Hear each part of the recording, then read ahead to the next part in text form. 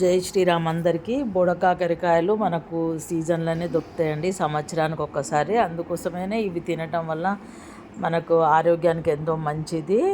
ఎన్నో ఆయుర్వేదిక్ గుణాలున్న కాకరకాయలు బోడ కాకరకాయలు అంటారు కదా, ఇవి ఆ కాకరకాయలు అంటారు కొంతమంది. అయితే మామూలుగా ఇది పులుసు వేసి కూడా మనం మామూలు కాకరకాయలు చేదు కాకరకాయలు వండుతాం కదా, అలా వండవచ్చు, లేకపోతే ఫ్రై చేసుకోవచ్చు అండి. నేనైతే ఈరోజు ఫ్రై చేస్తున్నాను, చూద్దాం రండి. అయితే మనం ఫ్రై కోసం అయితే జీలకర్ర ఆవాలు వేసాను, ఫస్ట్ ఉల్లిపాయ పచ్చిమిర్చి వేసాను అందులోనే.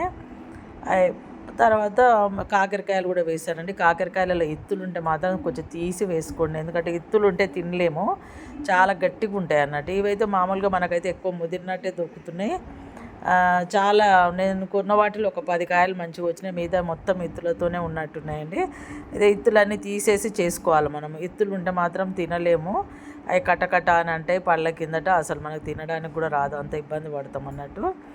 ఇలా మొత్తం ఇత్తులు అనేసరికి మొత్తం అడుగు తోలు మాత్రమే ఉంటుందండి, పైన కండ మొత్తం పోయినట్టే అనిపించింది నాకైతే. ఇత్తులతో పాటు అన్నీ తీసేయాల్సి వచ్చింది. ఇలా గోర్లు కూడా కొంచెం నొప్పులు పెడతాయి, గోర్లు లేని వాళ్ళకైతే. కొంచెం చిన్న చాకు స్పూన్ అలాంటిది ఏదైనా ఉంటే తీసుకుంటే బెటర్ అనుకుంటున్నాను నేనైతే. అయితే పసుపు వేసాను, పసుపు వేసి కొంచెం ఉప్పు వేసి కొద్దిసేపు మగ్గనిచ్చిన. ఇందులో నేను ఎల్లిపాయ కారం, కొత్తిమీర, కరివేపాకు వేసానండి. కారంలో కొంచెం సాల్ట్ వేసి, కొంచెం జీలకర్ర వేసి, ఎల్లిపాయలు వేసి మిక్సీకి వేసాను. మిక్సీకి వేసి ఆ కారం వేసాను, తర్వాత కొత్తిమీర వేసాను, కరివేపాకు వేసాను, కొంచెం ధనియాల పొడి, కొంచెం అంతా గరం మసాలా వేసానండి. ఇంతే నేను దీనికి చేసింది అయితే. ఇది మాత్రం ఆరోగ్యానికి చాలా మంచిది కాబట్టి మన సీజన్లో దొరికిన రోజులు ఒక వారానికి ఒకసారి 2 సార్లు అలాగా మనకు మహా అంటే 1 నెల 2 నెలలు దొరుకుతాయి. ఇప్పుడు ఒక నెల రోజుల నుంచి దొరుకుతున్నాయి, మహా అంటే ఇంకో వారం 10 రోజులు నెల రోజులు దొరుకుతాయి. అందుకోసమనే అందరు తినే ప్రయత్నం చేస్తే మంచిదండి. ఇదైతే అన్నిటికీ మంచిదని అంటారు, కాకరకాయలు ఆరోగ్యానికి చాలా మంచిది కాబట్టి.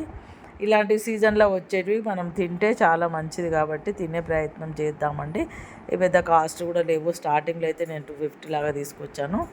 ఇప్పుడైతే మా పక్కన కూరగాయల అబ్బాయి ఉంటాడు, అబ్బాయి దగ్గర తీసుకొచ్చాను. అబ్బాయి అయితే 200 లాగా ఇచ్చాడు. మినిమం 200 కేజీ ఉన్నట్టుందండి ఎక్కడ చూసినా కానీ. దాని చివరిలో కొంచెం అంత ధనియాల పొడి, గరం మసాలా వేసానండి. ఊరికేనే మెత్తగా అయిపోతాయి, తొందరగా మగ్గిపోతాయి అన్నట్టు ఇవి. అందుకోసమని కొంచెం నేనైతే ఎల్లిపాయలు అయితే కొంచెం ఎక్కువ వేసాను, ఒక పెద్ద గడ్డ వేసాను అన్నట్టు. మీరు చూసి వేసుకోండి, ఎందుకంటే ఎల్లిపాయ కొంచెం కారం ఉంటుంది కాబట్టి కారం తగ్గాలి అనుకుంటే కానీ ఎల్లిపాయలు ఒక 3-4 వేసుకోండి, అట్లా వేసుకొని చేసుకోండి. నేనైతే ఫుల్ గడ్డ వేసాను. నా వీడియో నచ్చితే కానీ ప్లీజ్ లైక్ చేయండి, షేర్ చేయండి, సబ్స్క్రైబ్ చేసుకోండి. Thank you.